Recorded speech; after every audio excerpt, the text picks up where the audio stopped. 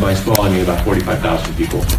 I happened to grow up very near the community theater in that town, which was actually a converted Apple storage warehouse, of which there are many in Yakima because it's primarily food vendors in that area. So anyway, from my earliest memories, my mom hanging out around the theater, because it was a fantastic old barn building full of all sorts of nooks and crannies to play around in. And sometimes during the summer productions, we would be hired to work either in the spotlights, perhaps, maybe in the concession stand, which was our favorite because you get free pop.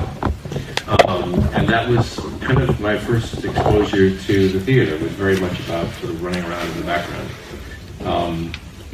To David Lynch. David Lynch didn't grow up in Yakima, but he's also from the Northwest. And I think we had, in some ways, similar upbringings in that he also ran around with his buddies, small town, got into a little bit of trouble here and there, but nothing that was very, how much trouble can you get into in a community that size? So we both come from a similar background, small town, Northwest. David obviously gone on to become an extraordinary artist, filmmaker, painter, etc. And I sort of just gone off and did the acting thing. So somehow we were able to meet together years later, in 1983 to be exact, for the first film we did together, which was Dune. And our relationship has continued and maintained from that time. So 30, help me with my math, 34 years? I think. Yeah. Math was not mine. School was super math. So there's a connection. Sorry, just follow. You said without David Lynch, you may not be acting today. Do you truly believe that? Well, more specifically, without David Lynch, I don't think I'd have a film and television career. In that, my training was at the University of Washington for theater, and I was on my way to New York City to be hired, hopefully, for repertory theater throughout the United States. And David met me through the magic of videotape back in the days, and I then flew to meet him in Los Angeles, and so my career took a right turn, and I ended up in Los Angeles and working in film and then television because of David. But I was, I had my sights set on New York. I finished my acting training, moved to the Shakespeare Festival, worked in Seattle, and off I was going to New York to start my career. And David redirected me into a different arena. So I guess that's a more specific answer to the question. Thank you. Hi, Clive, how are you? Good. I wish I could speak backwards, but I can't, unfortunately. No, I no. The new series is absolutely brilliant, but I have two questions for you. First is, have you any idea what the hell is going on? I have a little bit of an idea. But I am following along as you are. So I finished episode 6 and episode 7 last night in the States. And I'm enjoying the process of it unfolding episode by episode. I have the advantage of having read the entire script, so I know where it's going. But I, too, am confused and enthralled, both by the visions and the images and the storytelling of David Lynch, and also viscerally affected by David's imagery. So, I guess, yes, I know a little, but not that much. I'm going to tell me the end, but then I don't know the end. And obviously, you play, all these different characters, which they're all so opposite to each other. But which one of you most enjoyed? Which is the most fun for you? They are all fun, to be honest, for different reasons. The whole transformation into the Mr. C character, or the evil doppelganger, however you want to describe him, was such a departure for me, as you said, that which I embraced, and was also I had some trepidation about, because I knew what David wanted, and I hoped that I would be able to get there. I also knew that the best chance that I had of getting there was with David as my guide, so to speak, director, because I was going to rely upon him. Really needed his input on that. And we found that character through a series of sort of, and the look of that character, we experimented, as you do. He was fun because I'd never done anything like that before, and the idea of playing an absolutely remorseless character was kind of exciting. On the flip side of that is Dougie, and Dougie was fun for other reasons, obviously, and challenging, primarily because of the amount of time that was necessary for the character to discover the world around him. And one of the great gifts David gave me was the freedom to take that time. I think as an actor, you tend to want to move things forward and tell the story quickly, particularly if you've had a lot of television experience. You want to move things forward, and David was all about the opposite of that. So he let the character find and unfold in his own particular rhythm, and it was very freeing. Thank you. And the lady at the end. Hello. Hello. Hello, lady at the end. We met in mid-TV. Yes, great to see you again. So my question would be, do you think it was the right time to bring back Twin Peaks to life? And if it wasn't with David Lynch, would he do it? No, with David Lynch was the only way that this story could go forward. And the time seemed to be right. I think I've spoken about how I feel like the fans actually contributed to the fact that Twin Peaks is back on again, simply because with social media and people able to voice their experiences and their hopes and their expectations, they remember that Laura Palmer said 25 years later. The rest of us may have forgotten, but they remember. And so they began the slow drumbeat of like, come on, let's see some more Twin Peaks. And I think it might have compelled David and Mark to take a look again and see if maybe there were more stories to tell. And they did indeed find more stories. So in some ways, I thank the fans for their efforts to keep this world alive. Thank you. Gentleman here. In the second row. Hello again. Yes, good to see you again. You just said that David was your guide. Could you please give us an example of how you work with him and how does he guide you? How is it completely on set when he tries to have you play those characters that are not that simple to describe? Yeah.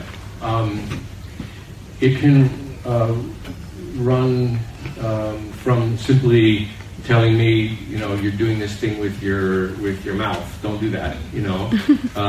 Just a purely sort of physical comment. To David directs very gently, and so he'll talk a little bit about perhaps taking more time with a certain segment. He'll say, look here, and maybe you're feeling a wind blowing, and may or may not be any wind at all, but he gives you these the sensations of where you are as an actor, and for whatever reason, I find it incredibly helpful. He's very specific about the mood and the place, and somehow I'm able to find it. Good. Gentleman from Finland, I think. Yes, good afternoon. How are you? Fine, thanks. Could you talk about three things? The moments you first met David Lynch, and what was the moments about, and then the moments when you realized you really want to be an actor, and then about the moment you realized that David has his very unique vision. David and I met for the first time at Universal Studios in one of the bungalows very far in the back for Dune, and he had seen a videotape of me auditioning for the role of Paul in Dune, and he and the producer Rafaela De Laurentiis thought, oh, he might be good for the role. So they brought me in from Seattle and flew me in. Seattle was where I met the casting agent. And David arrived, and he was, I didn't know what to expect. I'd never met a movie director before, and he was like a regular guy, you know. He very personable. We talked about everything pretty much except for the role and except for the film. And I was all primed to talk about the film, and I wanted to talk about Dune and Paul, which was a book, Dune, the book I knew very well, and I knew the character very well, for some reason. But we spoke together, and we talked about being from the Northwest. We found common ground quickly.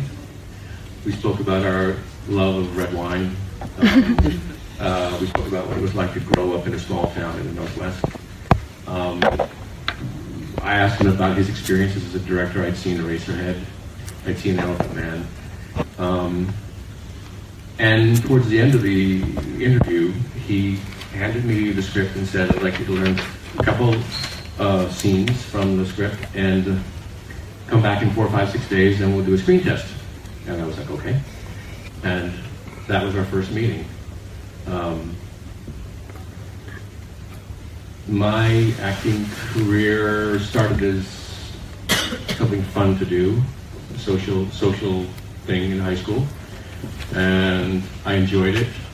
I think I, somewhere in the back of my mind, knew that I was pretty good at it, but I didn't think more than that, really. And I went to college and tried to find a career.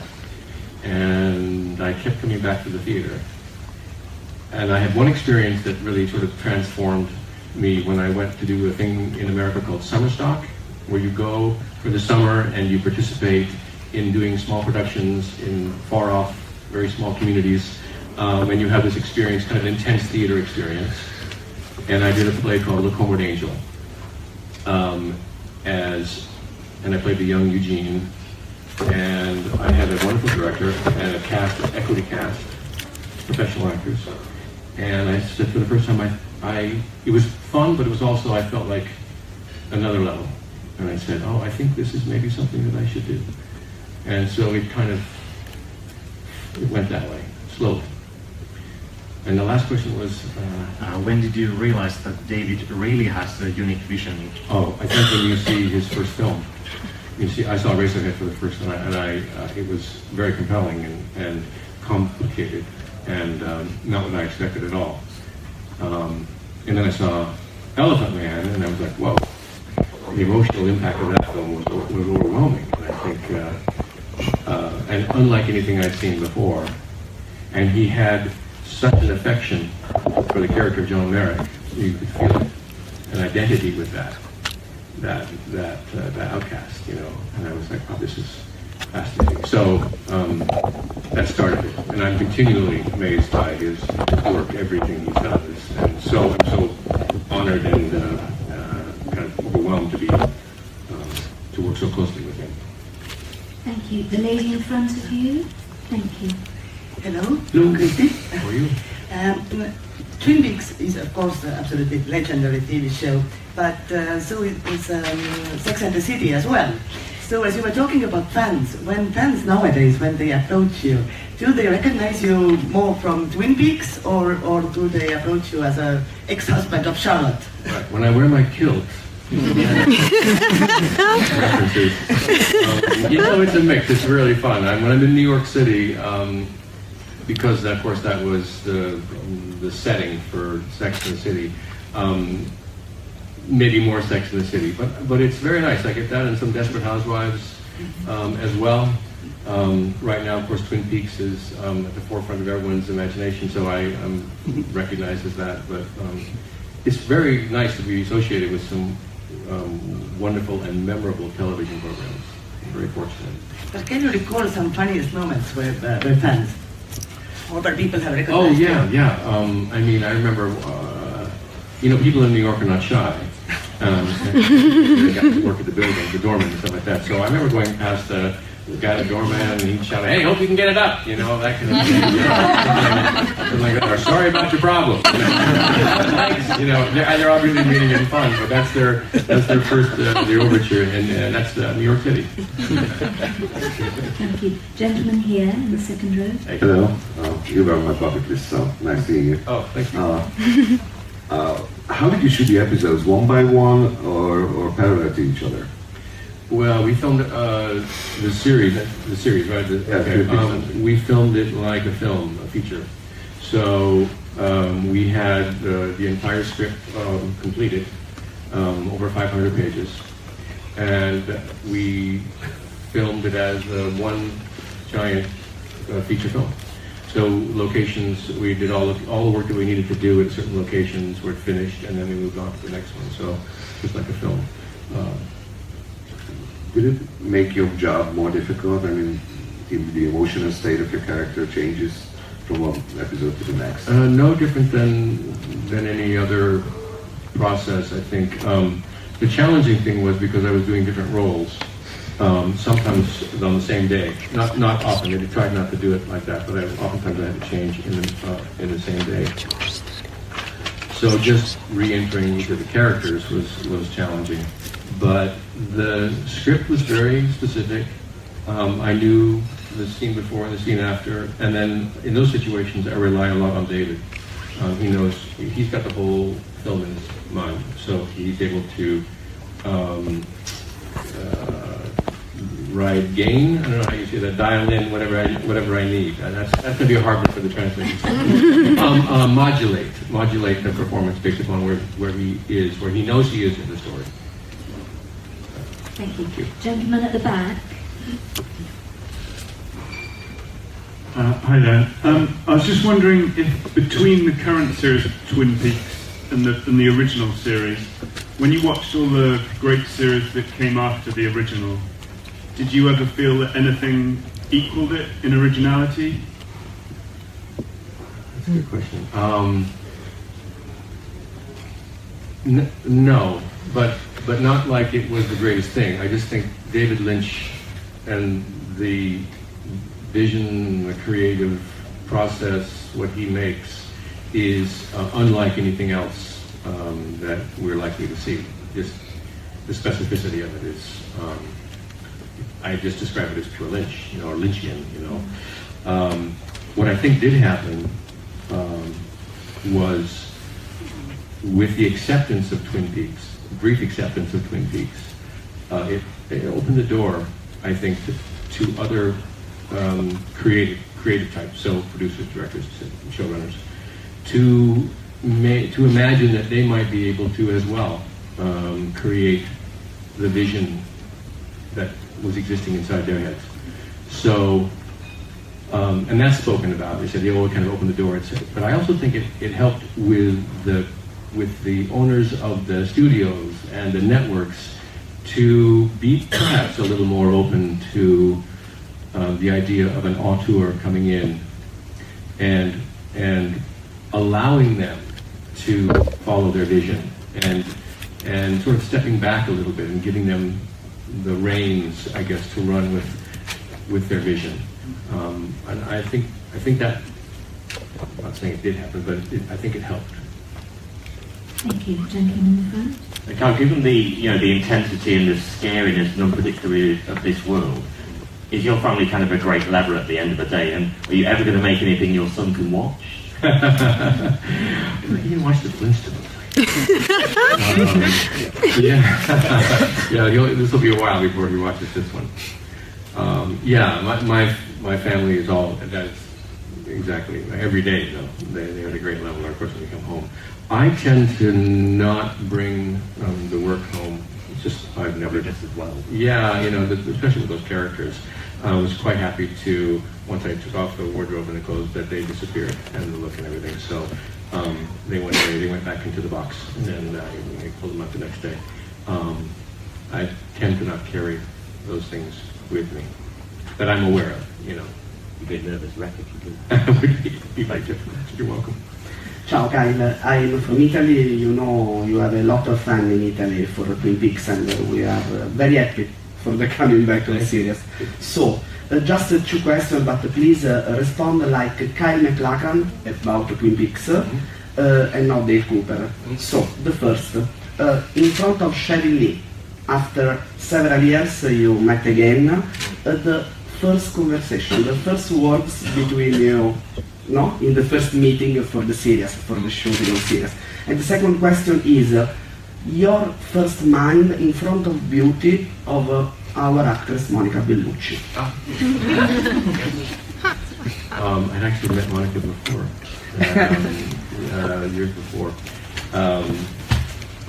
So Cheryl, I saw Cheryl in the makeup trailer for the first time, after many, many years. And she was sitting and walked in, and we just really had big smiles on each other's faces, because neither of us ever predicted that we'd be back in this world again. And I think for her, her journey is one that's really unusual, and that she's gone, and then she's back, and then she's back as a twin, and now she's back as Cheryl Lee, and back as Laura Palmer. So it was really a pleasure, and we talked and caught up a little bit, and she, she's a country girl, which I didn't really know much before, but we caught up, and it was really wonderful.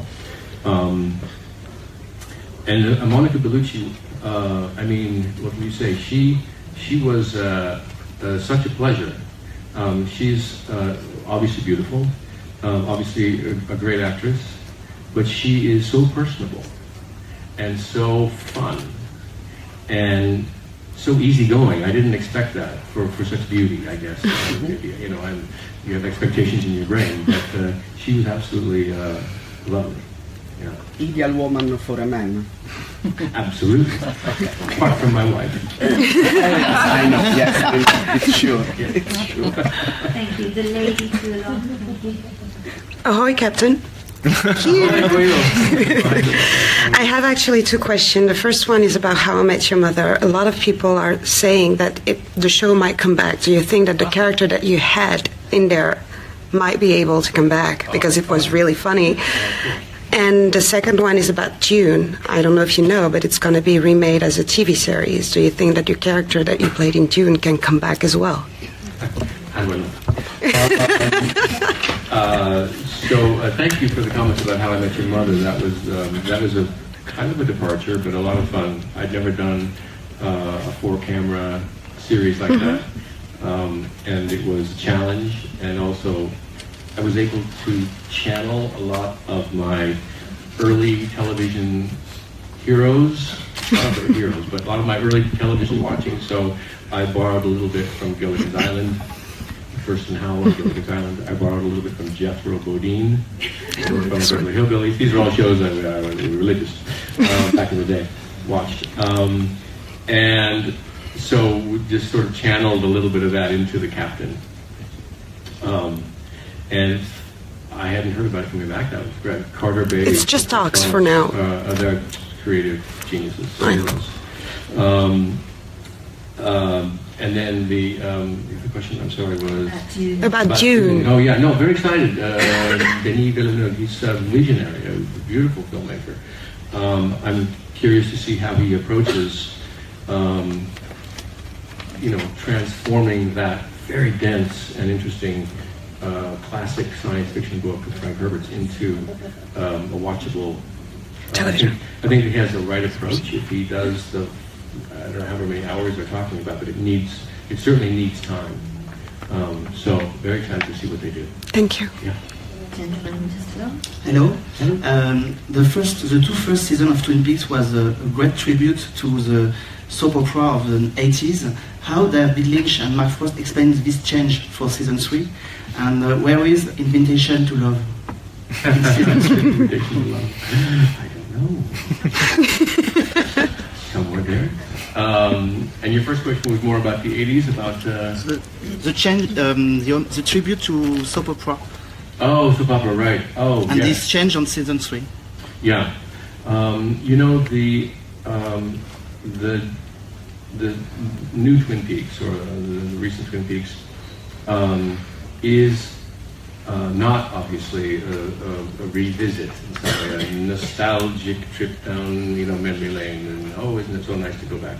They're entirely new stories, entirely new direction, which, as an actor, was very exciting to read, and I think more interesting than anything. While we see the characters again and we hear a little bit about their story, And we also enjoy some of the humor, obviously, that's still there in the relationships. I'm thinking of the two Horn brothers, you know, those kind of things. It's really about the new direction. Okay, gentleman here. Hi, Kyle. I just want to mention, we talked about Monaco Bellucci. I just want to give a shout out to your wife. You first met her in a chiropractor's waiting room back in '99. I did. And how big a part is she in your career, in your life, in terms of influence? Very important. Yeah, no, she's first of all, she's very smart. She's very intuitive. She's not necessarily in the business, but she's on the periphery. And she's just she's a great collaborator, great partner. You know, I'll run some things by her, some ideas, some thoughts, and she's got a great intuitive mind and a great forward-thinking person. And I like to think I help as well. We're very good. Give good advice to each other, I think. And just to follow on from that, Pursued by Bear, I think your 2012 Cat Staff got a really high rating, and your 2011 Sarah got a very high rating. The question is, what gives you the great satisfaction? Your reviews for rewinds or for your on-screen roles? It's very satisfying to get a nice review for the wines.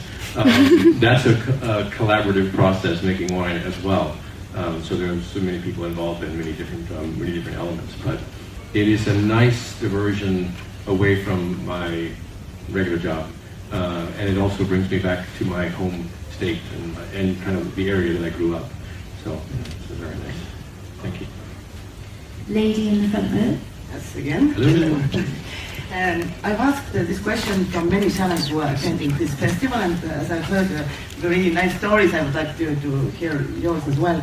And the question is that, can you recall the most horrible audition you've ever had? Oh, there have been many. Yeah, there have been many. Yeah, there are ones where I knew in the first line of dialogue that I was not where I was supposed to be as an actor in the moment. And I tend to get very nervous in auditions. And then I read something that Tom Hanks wrote, and he said, when he was starting out, he treated an audition like it was a very small performance job. So he had a job today. He was going to go to work, and he was going to perform this scene from this movie or television program as his character. And he's like, I'm so excited, I get to go do this work. And he did the audition as if it were a job. Cut, done, moving on to the next thing. And then, if that was it, then he felt like, well, I did a really good performance, it was fantastic, and didn't think about rejection. If they called him back, he said, I have another chance to do another day of work. And so it changed my way of thinking about the audition process. It's like, you know what, it's for them, certainly, but it's also for me. I get a chance to perform this role. Maybe the only time I get to do it, but I get to do it. So it made me, it sort of took away the fear and the wanting to be the person, and said, no, I am the person, I'm going to do my thing, and maybe they have me back, maybe they don't. So it changed me. Gentleman just along from you. No, it's just on the front row first. And then Hi. I was just wondering, how was it to you to do the interviews for the extras of the Blu-ray box, beautiful Blu-ray box of the first season of Twin Peaks? It was a very beautiful interview with David Lynch in a specific place. So first of all, how was it to do that? And then, of course, how was it to be back in the suit, the haircut, on the couch, into the beautiful set of the Black Lodge of season 3? It was beautiful. It is a beautiful set. Oh yeah.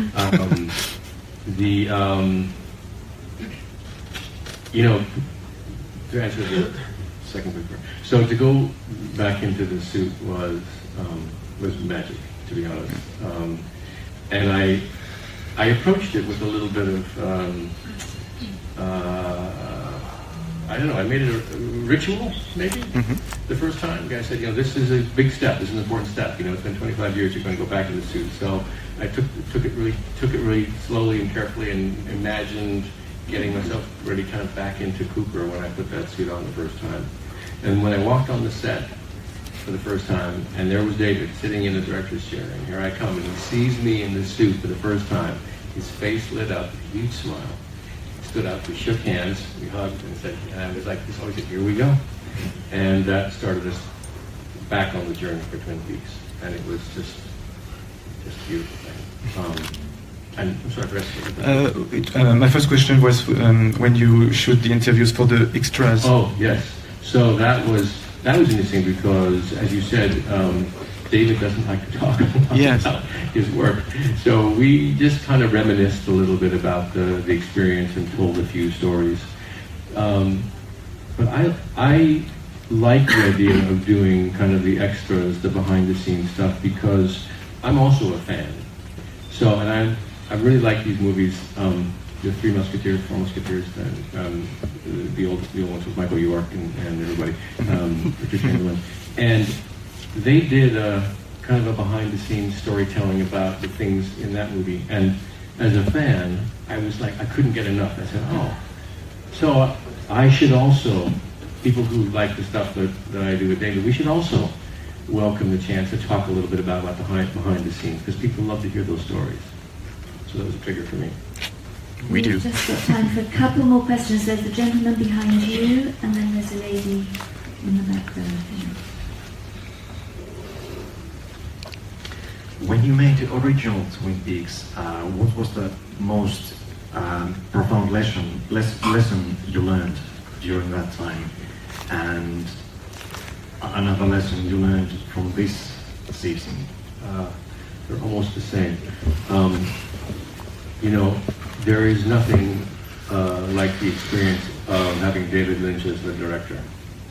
And we had a number of different directors in the first run, all very talented, all very skillful. But there is something about David that lifts the material and performance of the actors into another place. Cut to years later, and a long time since David and I have worked together, and we work on that first day, and immediately I'm reminded of the fact that there is no one else like David Lynch. And maybe that's because of the relationship that we have, probably, but also just his ability to draw from the actor their very best. And the unexpected, I think, there are two things that I just absolutely cherish.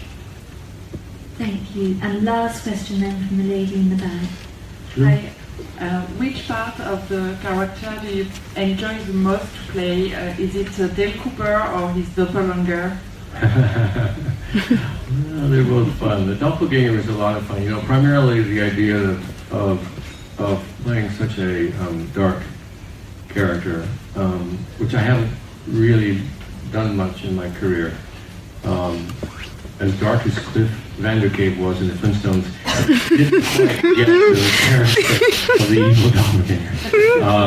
So that, it was challenging and disturbing to me, because I had to put away any sense of humanness, really. And that was a difficult thing for me to do, but again, in the process of working with David and his guidance and help with that, it really made a difference. Thank you, Alison. Thank you.